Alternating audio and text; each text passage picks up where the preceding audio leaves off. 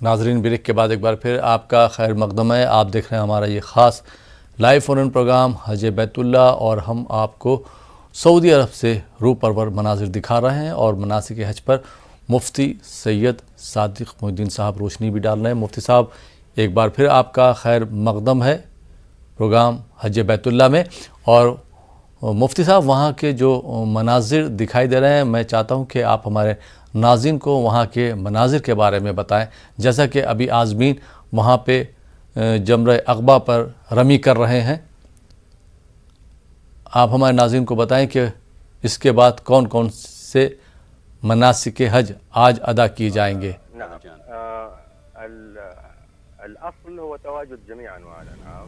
جی، جمرہ عقبہ کی رمی جب ہو جائے گی تو حجاج کرام سیدھے اپنے خیمے میں پہنچیں گے، اور حکومت کی طرف سے قربانیوں کا انتظام رکھا گیا ہے تاکہ حجاج کرام کو زحمت نہ ہو، تکلیف نہ ہو.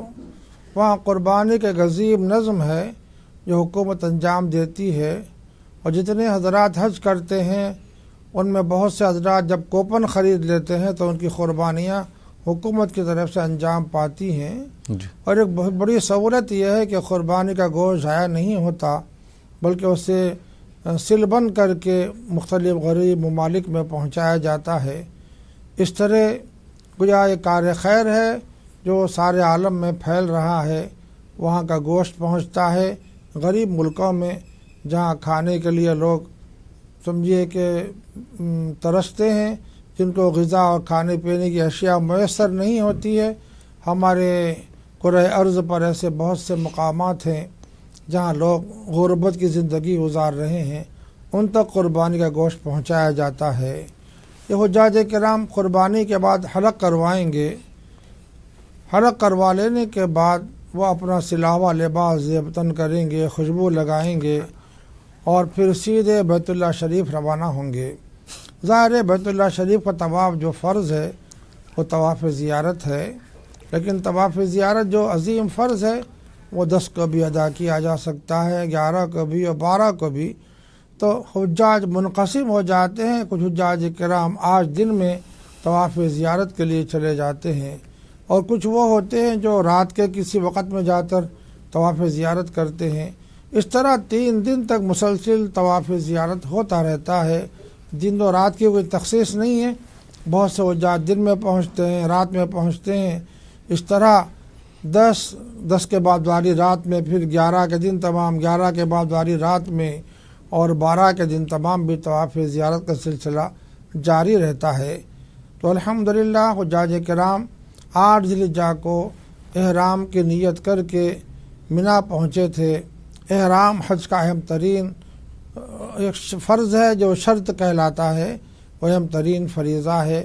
حجاج کرام نے احرام کے ساتھ اس کی پابندیوں کو نبھاتے ہوئے منا پہنچے تھے. منا سے وہ کل گزرے ہوئے، کل وہ عرفات کے میدان میں تھے. عرفہ کا انہوں نے وقوف ادا کیا ہے جو حج کا اہم ترین رکن ہے، رکن اعظم ہے. عرفات کے میدان سے وقوف کرنے کے بعد وہ رات میں مزدلفہ پہنچے تھے، اور مزدلفہ میں انہوں نے وہاں مغرب اور عشاء جمع کر کے ادا کی تھی. رات میں بہت سو نے آرام بھی کیا تھا، بہت سے ذکر و اذکار میں مصروف رہے ہیں، لیکن ان کے جو وجوب کا وقت تھا مزدلفہ کے وقوف کا، وہ صبح صادق کے بعد شروع ہوتا ہے. اس لیے صبح صادق کے بعد اول وقت میں وہاں اذان دی جاتی ہے. اور حجاج کرام متفرق جماعتوں میں، ظاہر ہے وہاں کھلے میدان میں سب ایک جگہ جمع ہونا مشکل ہے. مسجد مشعر الحرام میں بہت سے حجاج کرام جمع ہو کر فجر کی نماز ادا کرتے ہیں. وہاں لاکھوں کا مجمع ہوتا ہے. اس کے باوجود بہت سے حجاج کرام مسجد مشعر الحرام نہیں پہنچ سکتے ہیں، تو پھر اپنے اپنے مقامات پر مزدلفہ میں فجر کی نماز ادا کرتے ہیں، دعاؤں کا اہتمام کرتے ہیں، وقوف مزدلفہ ادا کرتے ہیں. اور پھر جب وقوف مزدلفہ ادا ہو جاتا ہے تو پھر جیسے آج کا دن ہے حجاج کرام منا پہنچتے ہیں، جمرہ عقبہ کی رمی کرتے ہیں، اور ان کے بعد وہ قربانی ہوتی ہے، ان کا حلق کرواتے ہیں، لباس زیب تن کر کے بیت اللہ شریف پہنچ کر طواف زیارت کر لیتے ہیں. تو الحمدللہ آج تک حجاج کرام کے طواف زیارت کر لینے کے بعد 3 فرائض اور 4 واجبات، اور جنہوں نے طواف زیارت کے بعد صفا مروہ کی سعی کر لی ہے، اس طرح ان کے 3 فرائض اور 5 واجبات ادا ہو جاتے ہیں۔ ظاہر ہے آنے والے کل 11 ذی الحجہ ہے، اس کے بعد 12 ذی الحجہ ہے، وہاں پر گو کہ ہمارے ہاں آنے والا دن عید الاضحیٰ کا ہے، 10 ذی الحجہ ہے، لیکن سعودیہ میں 1 دن کا فرق ہے، اس لیے وہاں کل 11 ذی الحجہ ہوگی اور اس کے بعد آنے والے دن 12 ذی الحجہ ہوگی۔ تو حجاج کرام 11 اور 12 کو جمرات کی رمی کریں گے۔ 10 ذی الحجہ کو صرف جمرہ عقبہ کی رمی کی گئی تھی، لیکن 11 کو تینوں جمرات کی رمی کریں گے، جمرہ اولا، جمرہ وسطیٰ، جمرہ عقبہ، یعنی چھوٹا جمرہ، بڑا جمرہ، متوسط جمرہ اور بڑا جمرہ، جس کو عرف عام میں لوگ چھوٹا شیطان، منجلا شیطان، بڑا شیطان کہتے ہیں، لیکن وہ جسے چھوٹا شیطان کہا جاتا ہے وہ جمرہ اولا ہے، جسے منجلا شیطان کہا جاتا ہے وہ جمرہ وسطیٰ ہے، اور جس کو بڑا شیطان کہا جاتا ہے وہ جمرہ عقبہ ہے۔ ظاہر یہ وہ مقامات ہیں جہاں حضرت ابراہیم علیہ السلام کو شیطان نے بہکانے کی کوشش کی تھی، انہوں نے رمی کی تھی، ان کی وہ سنت آج بھی حجاج کرام اس عہد سے ادا کرتے ہیں کہ آئندہ ہم شیطان کی پیروی نہیں کریں گے، اللہ سبحانہ و تعالیٰ کے احکام کی اتباع و پیروی کریں گے، اس عہد کی تجدید کرتے ہیں، رمی کے ذریعے سے اس عہد کی تجدید کی جاتی ہے۔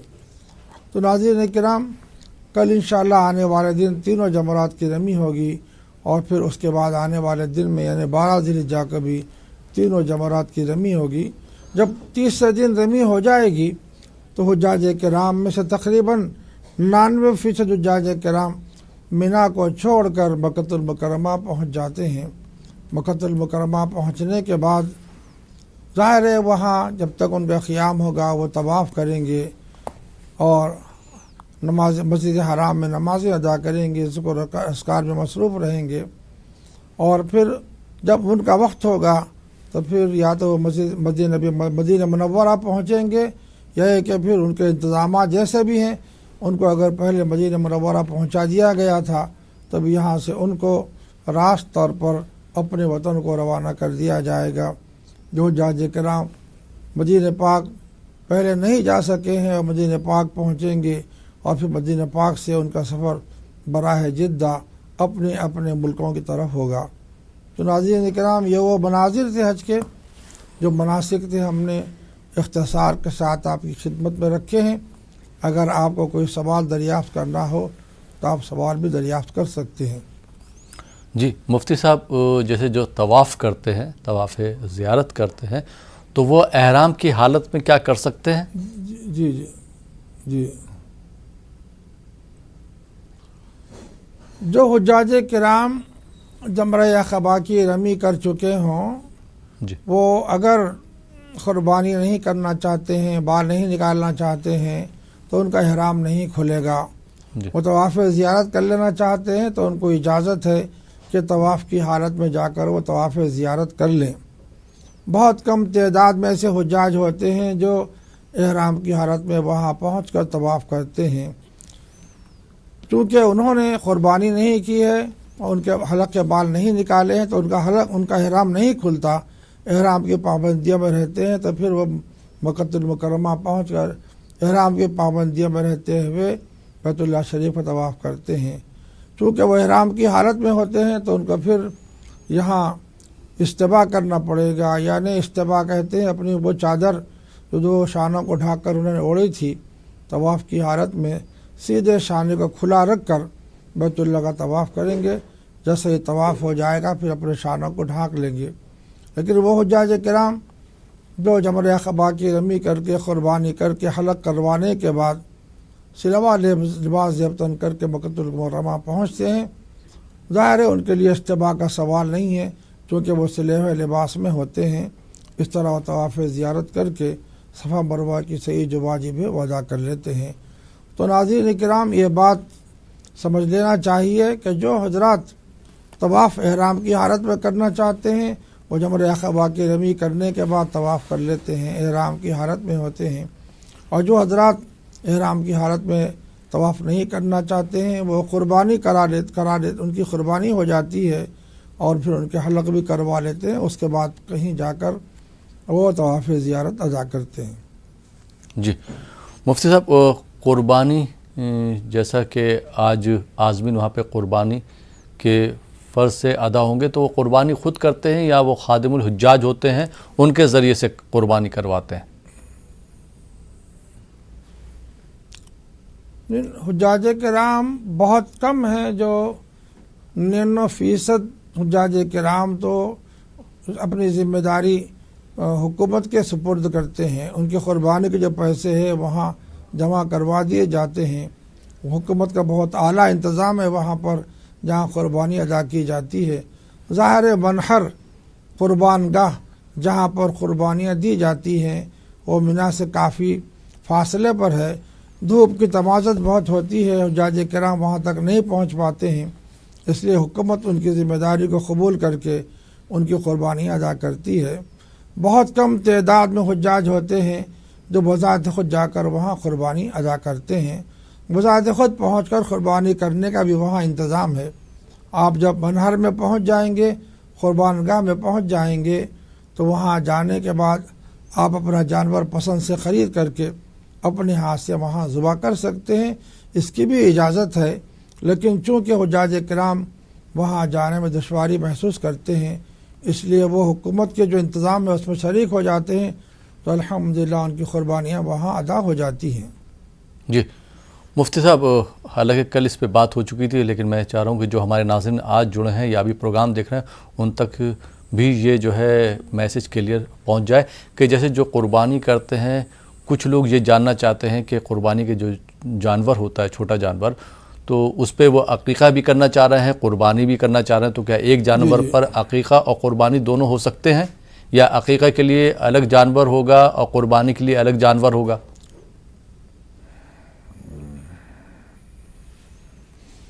چھوٹا جانور جیسے دمبا، بکرا، مینڈی، بکری وغیرہ جیسے جانور ہیں، جی یہ حج کی قربانی کے لیے ہر فرد کی طرف سے ایک لازم ہے۔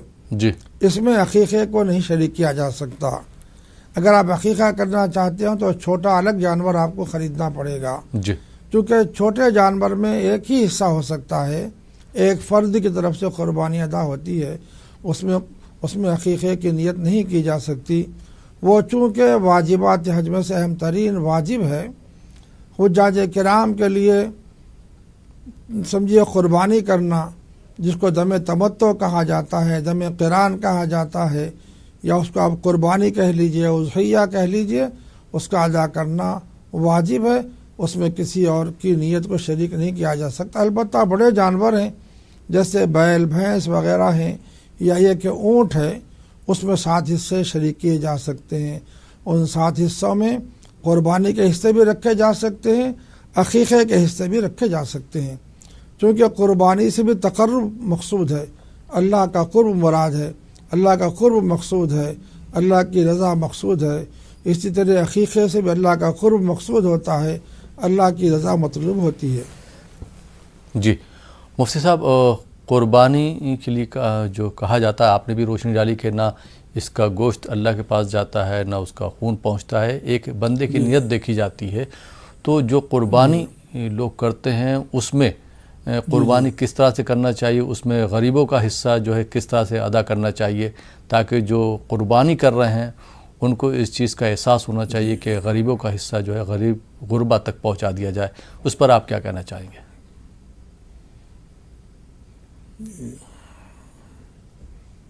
قرآن پاک میں ارشاد ہے واطعی آپ جو ہے قربانی کریں تو مساکین کو بھی کھلائیں، خود بھی کھائیں، دوسروں کو بھی کھلائیں۔ واطعموا القانع والمعتر واطعموا البائس الفقیر، ایسے کلمات سورہ حج میں آئے ہیں، یعنی جو محتاج ہیں، تنگ دست ہیں، ان کو بھی آپ اپنی قربانی کا گوشت کھلائیں۔ ظاہر ہے قربانی جو ہوتی ہے وہ اخلاص کے ساتھ کی جاتی ہے۔ قرآن پاک میں ارشاد ہے لن ینال اللہ لحومها ولا دماؤها ولکن ینالہ التقوی منکم۔ اللہ تعالیٰ کو قربانیوں کا گوشت مطلوب نہیں ہے، نہ خون مطلوب ہے، وہاں پہنچتا بھی نہیں ہے، وہ پہنچنے والی چیز ہے دل کا تقوی۔ ظاہر تقوی یہی ہے کہ ہم قربانی اگر کریں تو اس کے 3 حصے کریں، ایک حصہ خود اپنے گھر والوں کے لیے رکھیں، ایک حصہ اپنے عزیز و اقارب میں تقسیم کریں اور ایک حصے میں غربا کی مدد کریں، غربا کا تعاون کریں، غریبوں کو محتاجوں تک وہ ایک حصہ پہنچانے کی کوشش کریں۔ یہ افضل ترین قربانی ہے، یہ طریقہ قربانی افضل ترین قربانی کا طریقہ ہے۔ لیکن اگر کوئی اس میں کمی بیشی ہو جاتی ہے تو کوئی گرفت نہیں ہے، لیکن بہرحال یہ ہے کہ افضل یہی ہے کہ 3 حصے کیے جائیں، ایک حصہ خود کے لیے رکھا جائے، اپنے گھر والوں کو کہ وہ بھی استفادہ کریں، رشتہ دار بھی وہ بھی استفادہ کریں، اور غریب غربا بھی اس دن عید کی خوشی میں شریک ہونے کے لیے گوشت کا استعمال کر سکیں۔ جی بہت بہت شکریہ مفتی سید صادق محی الدین صاحب۔ آئیے ناظرین پروگرام میں ایک کالر کو بھی شامل کرتے ہیں، دیکھتے ہیں یہ کالر کہاں سے، ان کا کیا سوال ہے حج سے متعلق۔ جی السلام علیکم۔ السلام علیکم۔ وعلیکم السلام۔ جی محترم کہاں سے بات کر رہے ہیں؟ میں لکھنؤ سے محمد قاسم خان بول رہا ہوں جناب۔ جی میرا سوال یہ ہے کہ ہم گھر پہ ٹی وی پہ بار بار بیت اللہ گھر کا فلیش کیا جاتا ہے، تو جب نگاہ کے سامنے پڑتا ہے اللہ گھر، تو ہمارا کیا رد و عمل ہونا چاہیے؟ جی یہی سوال ہے میرا بس۔ اور کوئی سوال ہے آپ کا؟ نہیں سر، ابھی اور کوئی سوال نہیں جناب۔ ٹھیک، بہت بہت شکریہ کال کرنے کے لیے۔ جی مفتی صاحب کیا جواب دینا چاہیں گے؟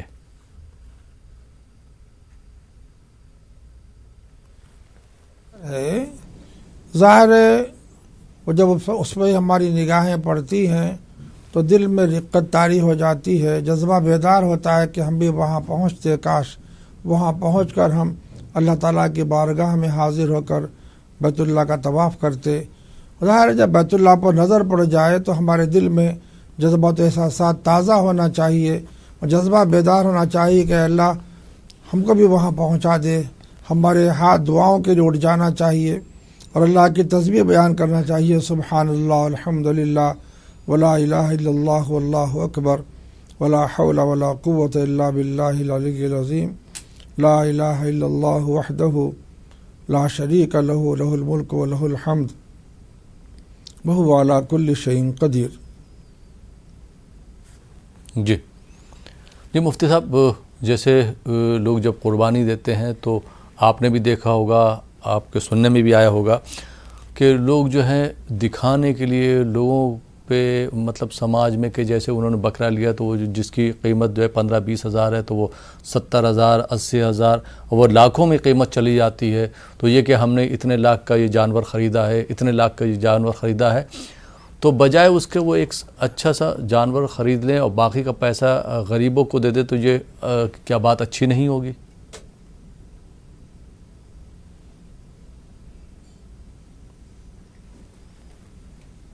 جی مفتی صاحب۔ جی مفتی صاحب میری آواز آپ تک پہنچ رہی غالباً؟ جی مفتی صاحب میں یہ سوال پوچھنا چاہ رہا ہوں، میری آواز اگر آپ تک پہنچ رہی ہے کہ جو لوگ جو جانور خریدتے ہیں تو وہ یہ مطلب کہ 10-15 ہزار کا جانور ہے، اس کو 70,000 80,000 لاکھوں میں قیمت پہنچ جاتی ہے، اس جانور کو خرید کر جو ہے قربانی دیتے ہیں، تو بجائے اس کے کہ وہ جو اس کی صحیح قیمت ہے ایک اچھا سا جانور خرید دیں، باقی روپیہ جو ہے وہ تعلیم کے لیے دے دیں یا غربا میں جو ہے تقسیم کر دیں، تو یہ کام اچھا نہیں ہوگا کیا؟ شریک لک۔ ناظرین بریک کے بعد ایک بار پھر آپ کا خیر مقدم ہے، آپ دیکھ رہے ہیں ہمارا یہ خاص پروگرام حج بیت اللہ، اور ہمارے ساتھ جڑے مفتی سید صادق محی الدین صاحب جو آپ کے سوالوں کے جوابات دے رہے ہیں اور مناسک حج پر روشنی بھی ڈال رہے ہیں، بیچ بیچ میں ہم آپ کو سعودی عرب کے روح پرور مناظر بھی دکھا رہے ہیں۔ مفتی صاحب بریک کے بعد ایک بار پھر آپ کا خیر مقدم ہے، اور بریک پہ جانے سے پہلے مفتی صاحب میں نے ایک سوال کیا تھا لیکن بات آپ سے نہیں ہو پائی تھی، سوال آپ تک نہیں پہنچ پایا تھا کہ جو لوگ قربانی کرتے ہیں اور مہنگے سے مہنگا جانور خریدنے کی کوشش کرتے ہیں یہ دکھانے کے لیے کہ انہوں نے بہت قیمتی اور بہت مہنگا جانور خریدا ہے، بنسبت اس کے کہ وہ ایک اچھا سا جانور لے لیں اور باقی کا جو زائد روپیہ ہے وہ اگر غریبوں میں تقسیم کر دیں، ان کی تعلیم کے لیے دے دیں تو بہتر ہوگا، اس پر آپ کیا کہنا چاہیں گے؟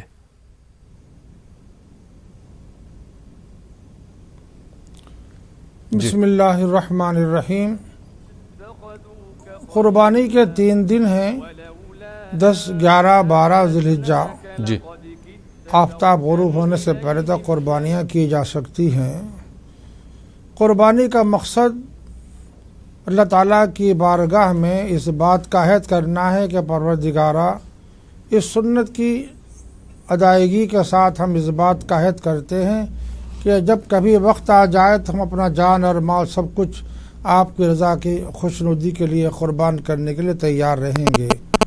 ज़ाहिर है कि अलामत है कुर्बानी, जानवर की कुर्बानी जो दी जाती है सैयदना इब्राहीम खलील अलैहिस्सलाम की सुन्नत की इत्तिबा में। अल्लाह सुब्हानहू व तआला ने उनके फ़र्जंद जलील की कुर्बानी का मुतालबा किया था इम्तिहान की गर्ज से। अल्लाह ताला का मकसूद नहीं था कि इस्माइल ज़बी को ज़ुबह कर दिया जाए। अल्लाह ताला ने उनकी हिफाजत फरमाई और उनकी जगह अल्लाह ताला की तरफ से पर्दे गैब से जो दुम्बा ला लिया गया था वो ज़ुबह कर दिया गया। तो चूँकि दुम्बा ज़ुबह हुआ था इसलिए क़यामत तक आने वाले सारे मुसलमानों पर, ईमान वालों पर जो साहिब इस्तिताअत है, जानवर ज़ुबह करना वाजिब है। लेकिन क़ुरबानी के जानवर ख़रीदते वक्त ज़रूरी नहीं है कि लाखों रुपए खर्च किए जाएं। फ़र्ज़ कर लीजिए आप अगर कोई बड़ा जानवर ख़रीदना चाहते हैं, ऊँट ख़रीदना चाहते हैं, बैल ख़रीदना चाहते हैं, भैंस ख़रीदना चाहते हैं, तो ज़ाहिर है ऐसी होनी चाहिए, बैल या भैंस आप ख़रीद रहे हों तो 2 साल की उम्र होनी चाहिए, और ऊँट आप ख़रीद रहे हों क़ुरबानी देने के लिए तो 5 साल का होना चाहिए। तो चूँकि क़ुरबानी में 2 बातें मकसूद हैं, एक तो ये कि अल्लाह की रज़ा के लिए जानवर क़ुरबान किया जाए, और दूसरी ये कि उसका गोश्त ख़ुद भी खाएं, दूसरों को भी खिलाएं। ऐसा नहीं होना चाहिए कि क़ुरबानी का गोश्त कोई खा न सके। मिसाल के तौर पर लोगों ने लाखों रुपए का बड़ा जानवर ख़रीदा है, काफ़ी मोटा ताज़ा लहीम और शहीम है और बड़ी उम्र का है, इतनी बड़ी उम्र हो चुकी है उसकी कि उसका गोश्त सख्त हो चुका है, तो ज़ाहिर है आप क़ुरबानी देंगे तो क़ुरबानी तो अदा होगी लेकिन उसका गोश्त खाने के काबिल नहीं रहेगा। इसलिए इस्लाम ने उम्र के सिलसिले में हिदायत दी है कि बकरा कम से कम 1 साल का होना चाहिए, और अगर बड़े जानवर हों जैसे बैल वगैरह तो 2 साल के होना चाहिए, और ऊँट 5 साल का होना चाहिए। ये जो उम्र बताई जा रही है इस उम्र में उनका गोश्त खाने के काबिल होता है। इस उम्र से बड़े जानवर ख़रीदे जाते हैं अगर दिखावे के लिए, रिया के लिए। अव्वल तो ये बात याद रखनी चाहिए कि अल्लाह को रिया पसंद नहीं है, दिखावा पसंद नहीं है। जो लोग दिखावे के लिए कोई काम करते हैं अल्लाह ताला उसे कबूल नहीं फरमाते, वो अल्लाह की बारगाह से रद्द कर दिया जाता है। अल्लाह ताला के पास तक़वा पहुँचता है, आपके दिल की नीयत पहुँचती है, और जहाँ रिया होता है, दिखावा होता है, ज़ाहिर अल्लाह ताला को वो काम पसंद नहीं है। अगरचे कि आपने लाखों का जानवर ख़रीदा होगा लेकिन अल्लाह को ऐसी क़ुरबानियाँ हरगिज़ मतलूब नहीं है, मकसूद नहीं है, ना उनकी क़ुरबानी कबूल है, ना उनको अजर सवाब मिलेगा, इसलिए कि उन्होंने रिया और दिखावे के लिए जानवर क़ुरबान किया है। अल्लाह की रज़ा के लिए क़ुरबान जो जानवर किए जाते हैं जिसमें फ़कत अल्लाह की रज़ा होती है, अल्लाह की खुशनुदी मतलूब होती है, तक़वा मतलूब होता है, उन्हीं की क़ुरबानियाँ अल्लाह ताला की बारगाह में कबूल होती हैं। जी बहुत बहुत शुक्रिया मुफ्ती सैयद सादिक मोहिउद्दीन साहब। आइए नाज़रीन एक और कॉलर को प्रोग्राम में शामिल करते हैं, देखते हैं ये कॉलर कहाँ से, इनका क्या सवाल है। जी अस्सलाम वालेकुम। वालेकुम सलाम। जी मोहतरम कहाँ से बात कर रहे हैं? जी मैं कर्नाटक मंडिया से बात कर रहा हूँ। जी सवाल पूछिए। जी मेरा पहला सवाल ये है कि जो कुर्बानी देते हैं क्या इसे ये गोश्त को क्या इसमें शादी में दे सकते हैं कि शादी में या अकीक़े में दे सकते हैं? कुर्बानी का गोश्त शादी के लिए इस्तेमाल कर सकते हैं या अकीक़े के लिए ना? हाँ जी। किसी और को या अपने घर में? जी अपने घर में या किसी रिश्तेदार को? नहीं अपने घर में नहीं, किसी चाहे रिश्तेदार हो या चाहे दूसरों के घर में भी हो। गरीब है गुरबा। जी जी और कोई सवाल आपका? जी और कोई सवाल आपका? जी मेरा और दूसरा सवाल है कि जो कुर्बानी जो देते हैं ये गैर मजहब को दे सकते हैं कि? ठीक। हाँ गैर मजहब को बहुत से लोग यहाँ ये गैर मजहब को भी देते हैं। ठीक और कोई सवाल? देना जायज है? ठीक ठीक बहुत बहुत शुक्रिया कॉल करने के लिए कर्नाटका से। जी मुफ्ती साहब क्या जवाब देना चाहेंगे आप?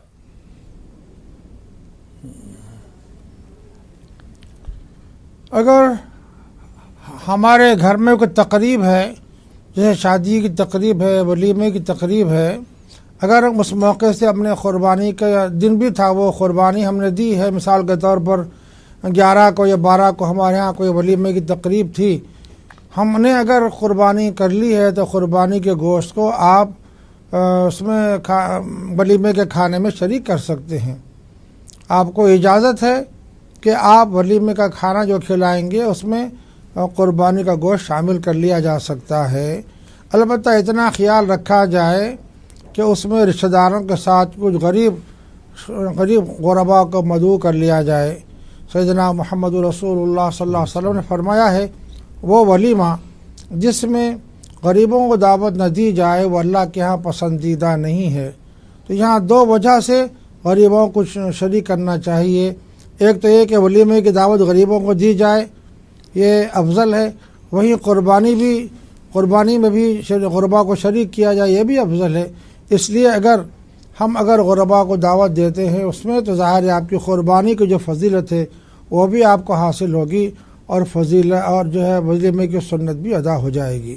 جی مفتی صاحب، آپ نے جی دوسرا سوال بھی کیا ہے۔ نہیں مفتی صاحب، دوسرا سوال لینے سے پہلے اس سوال کا ایک یہ بھی رخ ہے جو انہوں نے پوچھنا چاہا کہ جیسے یہ قربانی کا گوشت جو ہے وہ رشتہ داروں میں یا غربا میں ان کے ہاں جو شادی ہوتی ہے تو یہ قربانی کا گوشت وہاں دے سکتے ہیں؟ ہاں دیا جا سکتا ہے، بالکل دیا جا سکتا ہے۔ جی ان کی قربانی ادا ہو چکی ہے، جی آپ اگر گوشت ان کو دیتے ہیں تو ظاہر ہے ان کے ساتھ بھی تعاون ہوگا، وہ اجر و ثواب کا باعث ہے انشاءاللہ۔ تو ان کو قربانی کا پورا گوشت دینا ہوگا یا 2 حصے دینا ہوں گے؟ غربا کا حصہ الگ کر کے وہ 2 حصے دینا ہوں گے؟ یہ آپ کو پورا اختیار ہے کہ اپنا حصہ بھی غریبوں کو دے دیں، جی، اور رشتہ داروں کا بھی حصہ آپ چاہیں تو غریبوں کو دے سکتے ہیں تاکہ ان کی تقریب منعقد ہو جائے۔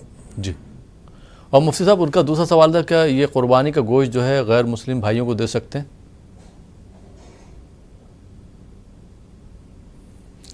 ہاں، قربانی کا گوشت اگر ہمارے کوئی غیر مسلم دوست احباب ہیں، پاس پڑوس میں رہتے ہیں، جی، ان کو بھی قربانی کا گوشت تحفتاً دیا جا سکتا ہے۔ جی، بہت بہت شکریہ مفتی صاحب۔ تو جو وہاں پر ابھی قربانی ہو رہی ہے اور اس کے بعد جو عازمین حلق کروا رہے ہیں طواف کریں گے، تو طواف جو ہے مفتی صاحب کیا رات بھر چلتا رہے گا یا اس کی بھی کوئی حد مقرر ہے، وقت مقرر ہے کہ کب تک جو ہے طواف کر سکتے ہیں؟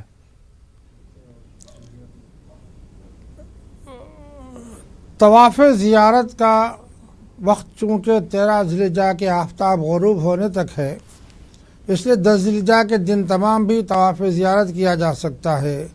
10 ذی الحجہ کے بعد آنے والی رات میں بھی رات تمام طواف ہوتا ہے، اور 11 ذی الحجہ کے دن تمام بھی طواف ہوتا ہے، اور 11 کے ذی الحجہ کے بعد والی رات میں بھی طواف ہوتا رہتا ہے۔ 12 ذی الحجہ کا بھی طواف کا سلسلہ جاری رہتا ہے۔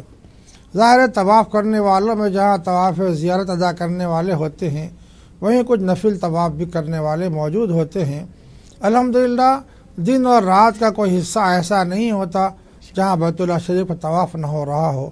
سال تمام آپ یہ منظر دیکھ سکتے ہیں کہ ہمیشہ ہر حال میں رات کے ہر حصے میں، دن کے ہر حصے میں بیت اللہ شریف کے طواف کا سلسلہ جاری و ساری رہتا ہے۔ الحمدللہ حج کے دنوں میں تعداد بڑھ جاتی ہے، باوجود یہ کہ 12 ذی الحجہ کی شام تک طواف زیارت کرنا ہے حجاج کرام کے لیے، لیکن 12 کے بعد والی رات میں اور پھر 13، 14، 15 مسلسل رات و دن طواف کا سلسلہ جاری رہتا ہے۔ جو ظاہر ہے جو نفل طواف کرنے والے ہیں وہ طواف کرتے رہتے ہیں۔ ہاں، جو حجاج کرام کسی عذر کی بنا پر 12 ذی الحجہ کی شام تک طواف نہیں کر سکے ہیں، ظاہر ہے وہ تاخیر سے بھی طواف کرتے ہیں۔ کچھ ایسے اصحاب بھی ہوتے ہیں جو تاخیر سے طواف کرنے والے ہوتے ہیں، طواف زیارت ان کو آخر میں دم دینا پڑتا ہے۔ لیکن بہرحال طواف کا جو منظر ہے ہر حال سال میں ہمیشہ دیکھا جا سکتا ہے، ہر دن میں، ہر لمحہ، ہر ساتھ، ہر گھڑی بیت اللہ کا طواف ہوتے رہتا ہے۔ جی، بہت بہت شکریہ مفتی صاحب۔ آئیے ناظرین ایک اور کالر کو پروگرام میں شامل کرتے ہیں، دیکھتے ہیں یہ کالر کہاں سے، کیا سوال ہے ان کا۔ جی السلام علیکم۔ وعلیکم السلام۔ جی محترمہ، کہاں سے بات کر رہی ہیں آپ؟ میں چھتیس گڑھ سے بات کر رہی ہوں۔ جی سوال پوچھیے۔ मैं बोली कि हज का इनको देख कर ऐसा दिल में दुआ करने से कि अल्लाह हज हमको भी हज नसीब फरमाए और हमारी हज अदा करने की दुआ करे।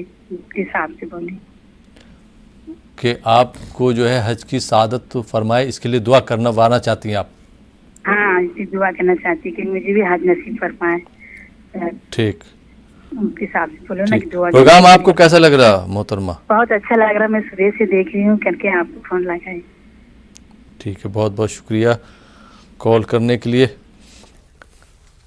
जी मुफ्ती साहब, अब जैसे आज जो तवाफ़ ज़ियारत कर लेंगे उसके बाद वो सही करेंगे, तो सही करने के बाद फिर वो क्या करना है उनको जो आज़मीन है वहाँ पर?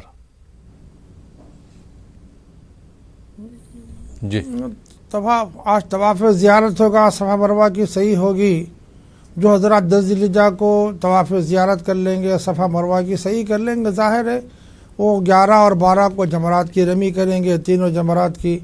और फिर 12 ज़िलहिज्जा की रात में जब आफ़ताब ग़ुरूब होने से पहले मिना से निकल कर मक्कातुल मुकर्रमा पहुँचेंगे, तो फिर वहाँ मस्जिद हराम में नमाज़ें अदा होती रहेंगी जमात के साथ। वहाँ जो दुरूस के हल्क़े होते हैं, वहाँ अरबी ज़ुबान में भी दर्स दिया जाता है, उर्दू ज़ुबान में भी दर्स होता है, और ज़बानों में भी दुरूस के हल्क़े चलते हैं। हर ज़ुबान के जानने वाले वहाँ पहुँचकर उस दर्स में शिरकत करके इस्तिफ़ादा कर सकते हैं। आजकल एक नई समझिए कि वहाँ कोशिश भी की गई है और उससे लोग इस्तिफ़ादा कर सकते हैं। अगर कहीं अरबी ज़बान में खुतबा हो रहा हो तो वो अपनी चॉइस के मुताबिक जिस ज़बान में खुतबा सुनना चाहें सुन सकते हैं। बस अपने फ़ोन में उस ऐप को समझिए दाखिल शामिल कर लें और उसके बाद जैसे उसके नंबरात स्कोर करनी होती है वो कर लेने से आपको ख़ुद ब खुद उसका ट्रांसलेशन जिस ज़बान में सुनना चाहते हैं वो आप तक पहुँचते रहता है। गो के इमाम साहब अरबी में खुतबा देते हैं, लेकिन मैं सुनने वाला उर्दू ज़बान में भी सुन सकता हूँ, मेरी अपनी चाहत के मुताबिक अंग्रेज़ी में सुन सकता हूँ, कन्नड़ी में, मराठी में, जिस ज़बान में मैं सुनना चाहूँ उसकी सहूलत वहाँ अल्हम्दुलिल्लाह दस्तयाब है। अल्हम्दुलिल्लाह हुज्जाज किराम वहाँ मस्जिद हराम में पहुँचकर पंजगाना नमाज़ें अदा करेंगे और वहाँ फिर समझिए कि दुरूस के हल्क़ा में शरीक रहेंगे और बकसरत तवाफ़ करते रहेंगे जब तक कि उनके वहाँ से वापस लौटने का वक्त ना आ जाए। जी बहुत बहुत शुक्रिया मुफ्ती साहब। आइए नाज़रीन, एक और कॉलर को प्रोग्राम में शामिल करते हैं। जी अस्सलाम वालेकुम। सलाम जी मोहतरम, कहाँ से बात कर रहे हैं? मैं सुल्तान सैयद बोल रहे हैं मुंबई से, महाराष्ट्र, मुंबई अलीबाग। जी सुल्तान सैयद साहब, सवाल पूछिए।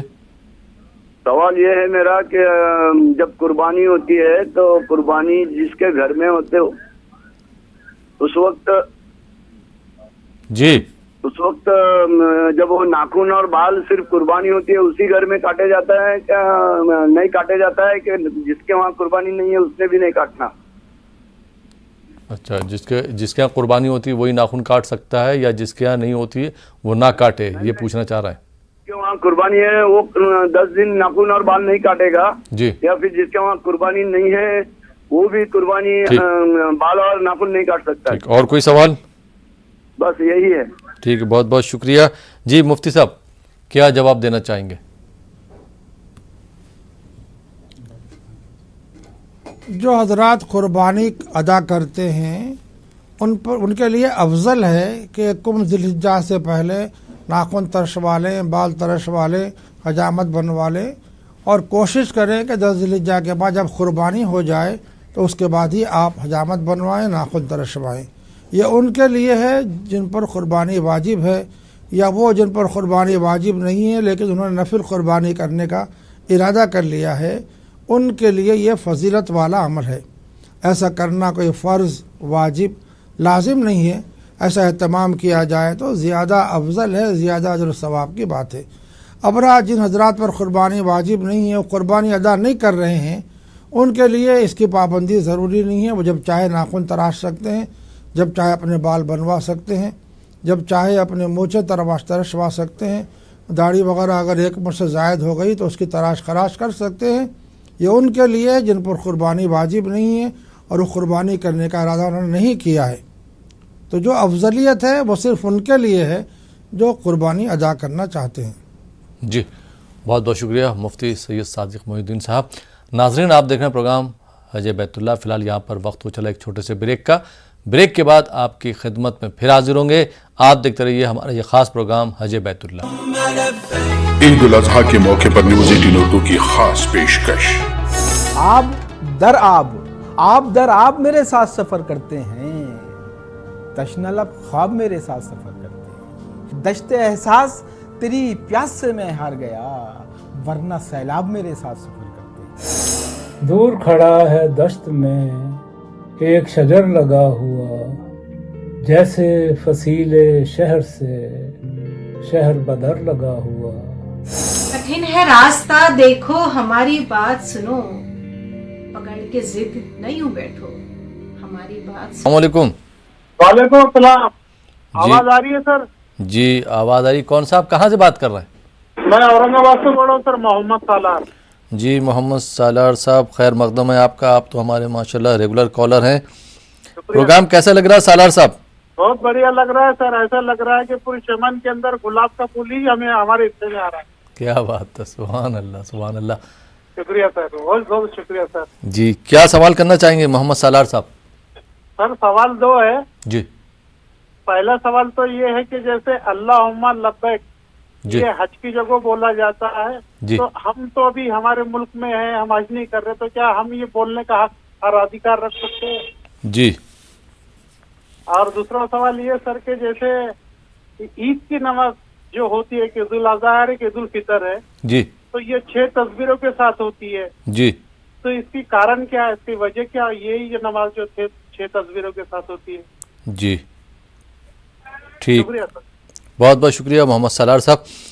جی مفتی صاحب پہلا سوال محمد سالار صاحب نے کیا ہے کہ تکبیر تشریق کے بارے میں یہ بات کرنا چاہ رہے ہیں کہ ان کو کب تک پڑھنا ہے، اس کی کیا اہمیت ہے. ذکر ہے جی تلبیہ لبیک اللہم لبیک لبیک لا شریک لک لبیک، جو تلبیہ کے کلمات ہیں جی وہ حالت احرام کا خاص ذکر ہے، لیکن ایسا نہیں ہے کہ وہ احرام کی حالت ہی میں وہ کلمات ادا کیے جائیں، بلکہ تلبیہ کے کلمات جب چاہے حالت احرام میں ہوں، آپ حالت احرام میں نہ ہوں، ہمیشہ آپ اپنے زبان سے ادا کر سکتے ہیں. تلبیہ کے معنی چونکہ اللہ تعالیٰ کی توحید کا اعلان ہے، شرک سے بیزاری کا اس میں اظہار ہے. لبیک اللہم لبیک، اے پروردگار عالم میں حاضر ہوں. جو حجاج کرام لبیک پڑھتے ہیں تو اللہ تعالیٰ کے دربار میں، مسجد حرام میں، مینا میں، مزدلفہ میں، عرفات میں جو اللہ تعالیٰ کے مشاعر ہیں وہاں حاضری کی نیت کرتے ہیں.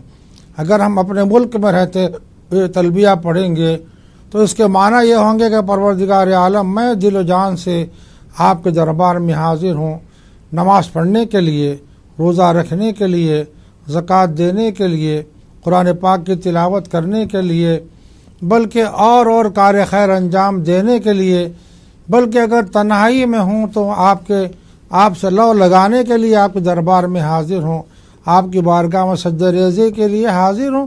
اس کا یہ معنی مفہوم سمجھے جائیں گے کہ مولا میں آپ کی توحید کا اعلان کرتا ہوں، آپ کو ایک مانتا ہوں، آپ کی ذات و صفات میں کسی کو شریک نہیں کرتا.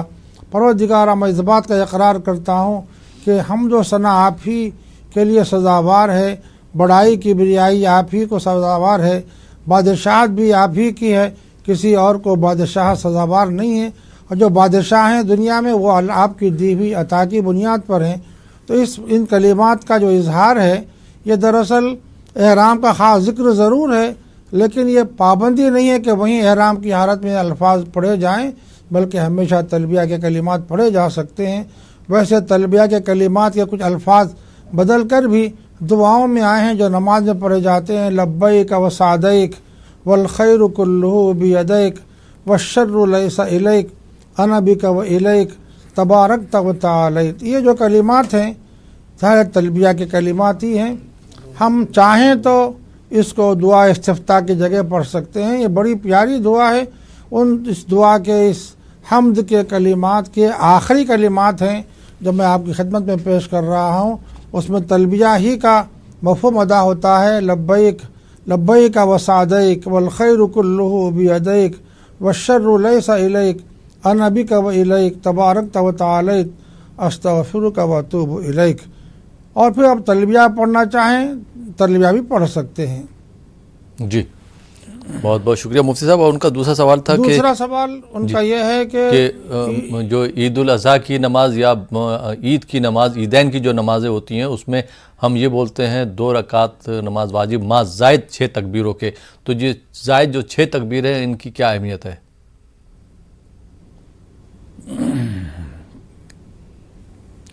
ये असल में अल्लाह ताला की बड़ाई और किबरियाई बयान करने का दिन है। ईद का दिन खुशियों का दिन है। अल्लाह ताला की तरफ से ईमान वालों के लिए, इस्लाम पर चलने वालों के लिए ये दरअसल पैगाम रहमत हैं। वो ईद की खुशियाँ अल्लाह ताला ने हमको अता फरमाई हैं। एक रमज़ान के रोज़ों के अख्ताम पर ईद का दिन है और 10 ज़िलहिज्जा का जो ईद है ईद उल अज़हा का दिन है। सैयदना इब्राहीम मक्की अलैहिस्सलाम की क़ुरबानी का यादगार दिन है। इस यादगार दिन को अल्लाह ताला ने ईद बना दिया है, खुशी का दिन बना दिया है। ज़ाहिर है इसमें सबसे पहले सज्जा शुक्र अदा किया जाता है, ईद उल फितर हो कि ईद उल अज़हा हो। यहाँ चूँकि अल्लाह ताला की बड़ाई बयान करना मकसूद है, इसलिए नमाज ईद उल फितर में भी 6 ज़ायद तकबीरें अदा की जाती हैं, ईद उल अज़हा में भी 6 ज़ायद तकबीरें अदा की जाती हैं। अब एक सवाल ये होता है कि ये तकबीरें क्यों कही जाती हैं? ज़ाहिर है इसलिए कही जाती हैं कि सैयदना मुहम्मद रसूलुल्लाह सल्लल्लाहु अलैहि वसल्लम ने इन तकबीरों का अहतमाम किया है और कुरान पाक में हिदायत दी गई है लितुकब्बिरुल्लाह अला मा हदाकुम व लअल्लकुम तशकुरून, कि तुम अल्लाह ताला की किबरियाई बड़ाई बयान करो ताकि तुम अल्लाह के शुक्रगुजार बंदे साबित हो सको। तो ये आयत पाक के इरशाद गिरामी की तामील भी है और सैयदना मुहम्मद रसूलुल्लाह सल्लल्लाहु अलैहि वसल्लम के अमल की वजह से भी 6 ज़ायद तकबीरों के साथ नमाज ईद उल फितर भी अदा की जाती है और नमाज ईद उल अज़हा भी। जी, बहुत बहुत शुक्रिया मुफ्ती सैयद सादिक मोइनुद्दीन साहब। आइए नाज़रीन, इन जवाबात के बाद कुछ और कॉलर्स को शामिल करते हैं इस प्रोग्राम में। जी, अस्सलाम वालेकुम। टीवी की आवाज़ बंद कर दीजिए, फिर बताइए कहाँ से बात कर रही हैं आप?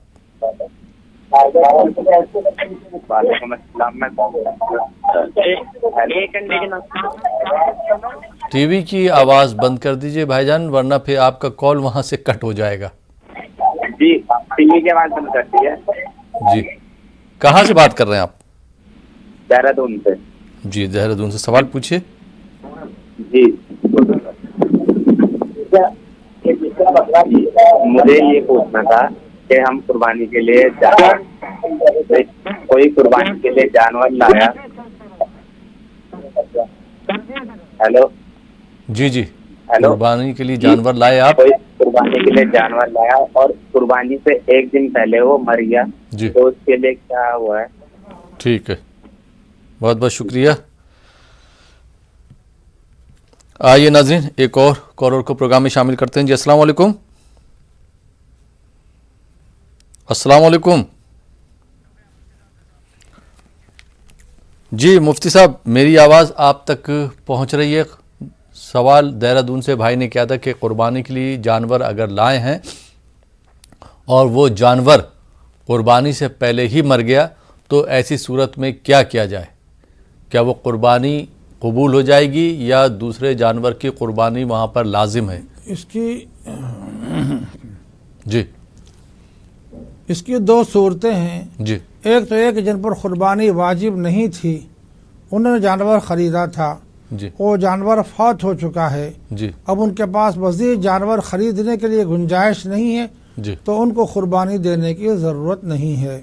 लेकिन जो साहिब इस्तिताअत हैं, जिन्होंने कुर्बानी के जानवर ख़रीदा था और वो फौत हो चुका है, तो उनको चाहिए कि फिर दूसरा जानवर ख़रीद कर कुर्बानी करें। जी, बहुत बहुत शुक्रिया मुफ्ती साहब। आइए नाज़रीन, एक और कॉलर को प्रोग्राम में शामिल करते हैं। जी, अस्सलाम वालेकुम। अस्सलाम वालेकुम।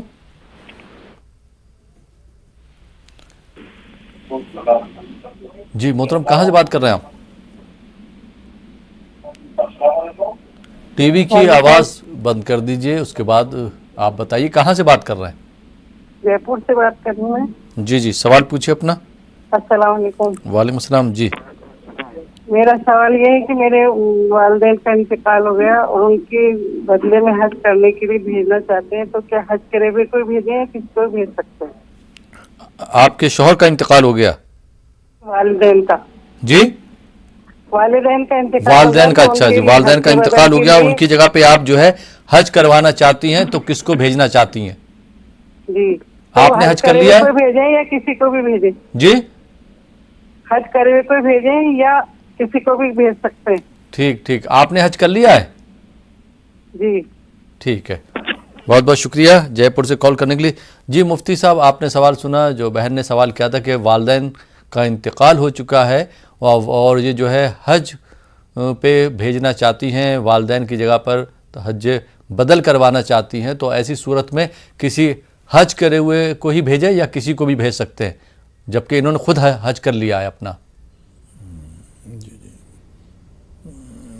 جی ان کے والدین رخصت ہو چکے ہیں دنیا سے، وہ چاہتے ہیں کہ ان کی طرف سے حج بدل کروایا جائے. جی اب ان کا سوال یہ ہے کہ آیا حج کیے ہوئے شخص سے حج بدل کروایا جائے یا جس نے حج نہیں کیا ہے اس سے بھی حج بدل کروایا جا سکتا ہے؟ یہ سوال ہے ان کا. جی ظاہر ہے جو حضرات پہلے حج کر چکے ہیں ان سے حج بدل کروایا جانا افضل ہے، واجب لازم نہیں ہے، افضل ہے، بہتر ہے.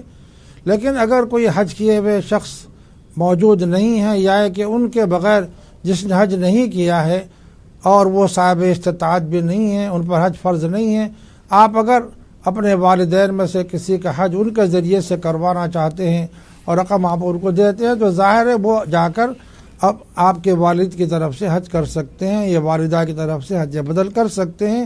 حج بدل کرنے کے لیے ان کا حج کیا ہوا ہونا ضروری نہیں ہے. جی بہت بہت شکریہ مفتی صاحب. آئیے ناظرین ایک اور کالر کو پروگرام میں شامل کرتے ہیں. جی السلام علیکم. جی وعلیکم السلام. جی محترم کہاں سے بات کر رہے ہیں؟ جی میں فرقان بات کر رہا ہوں، مظفر نگر اتر پردیش سے. جی فرقان صاحب سوال پوچھیے. جی اچھا، جو ہے ہم نے یہ سنا تھا جیسے اکبری حج تھا، جی اس میں 2 خطبے ہوتے ہیں، لیکن کل ہم نے آپ کے پروگرام میں دیکھا ہے کہ ایک ہی خطبہ ہوا ہے.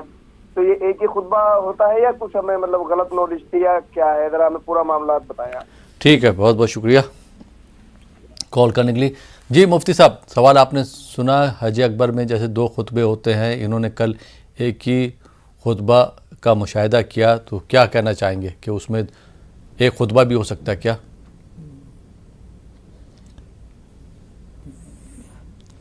عرفہ کا جو دن ہے وہ عید کا دن نہیں ہے، جیسے آج وہاں پر مکۃ المکرمہ میں عید الاضحیٰ کا دن ہے، 10 ذی الحجہ ہے وہاں پر.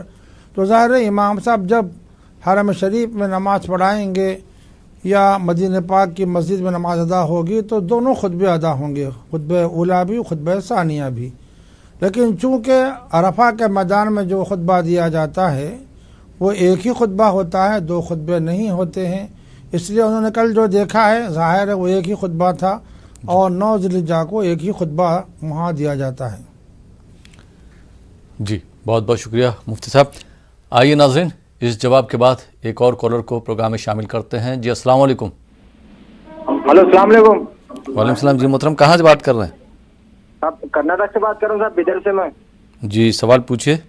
ہاں وہ قربانی دے رہے تھے، وہ بڑے جانور سے سویرے بکری کے گوشت سے پاچن دلاتے ہیں اور بعد میں وہ گوشت سے بھی دلا سکتے کیا بول کے پوچھ رہے تھے صاحب. سوال کیا ہے آپ کا، پھر سے بتائیں گے؟ ہیلو. پہلے سویرے میں قربانی دے رہے ہیں، بکرے کے گوشت سے پاچن دلا رہے ہیں، اب بڑے جانور سے قربانی دے رہے ہیں اس کے پاچن دلا سکتے ہیں، سویرے گوشت سے بھی دلا سکتے ہیں، ایسا پوچھ رہے ہیں. ٹھیک. جی مفتی صاحب قربانی اور فاتح سے متعلق سوال تھا کہ جو قربانی کی ہے تو اس پہ فاتح بھی دلوا سکتے ہیں؟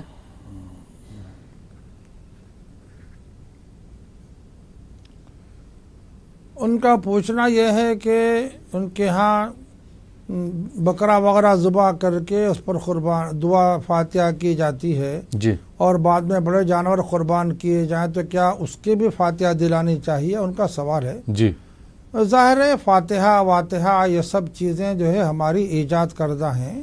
جی ہاں. قربانی کے گوشت پر فاتحہ دلانا کوئی لازم اور ضروری نہیں ہے. جی. خواہ وہ بکرے کا گوشت ہو خواہ وہ بڑے جانور کا گوشت ہو.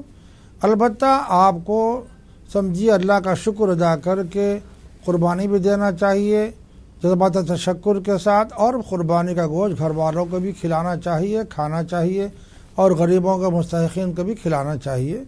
اس سلسلے میں یاد رکھیں کہ کھانے سے پہلے عید قربانی کے گوشت پر فاتحہ دلانا کوئی لازم اور ضروری نہیں ہے. آپ دلانا چاہتے ہیں وہ آپ کی مرضی ہے، ورنہ آپ کو کھانا ہے بسم اللہ اللہ اکبر بسم اللہ والا برکت اللہ یہ کہہ کر آپ کھانے کا آغاز کریں.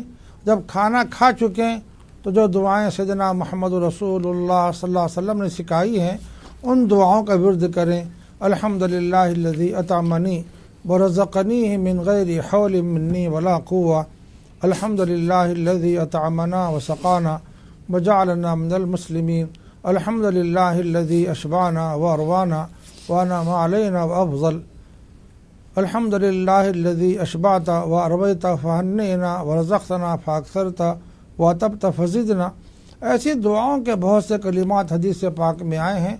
ظاہر ہے ہم کو یاد ہونا چاہیے سیدنا محمد رسول اللہ صلی اللہ علیہ وسلم سے نسبت کا تعلق کا تقاضا یہی ہے کہ ہم حضور پاک صلی اللہ علیہ وسلم کی ہر ادا کو اپنے دل میں محفوظ رکھیں اور اپنے اعضاء و جوارح سے موقع و محل کی مناسبت سے اس کا اظہار کریں.